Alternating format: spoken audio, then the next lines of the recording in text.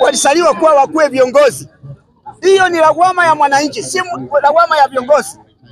Sababu niseme hivi ni hii, nimeanza kuona kitu kigeni ambaye kilikucha. Kama niliona ugonjwa mgeni ambao uliingia Kenya mwaka 1985, ugonjwa ambaye ulikuwa unaitwa ukimwi, ulitulendi kweli kweli, na hakuna mtu mwenye ambaye hakuogopa ugonjwa, kwa sababu ni ugonjwa ulikuwa ukikuingilia unakula nyama sote.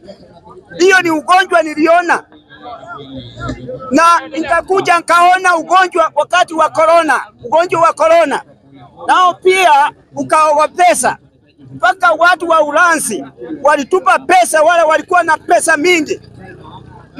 Hiyo ndio vitu mbili niliona. Ya tatu, nimeona mwananchi mtukufu yule ambaye anaamuka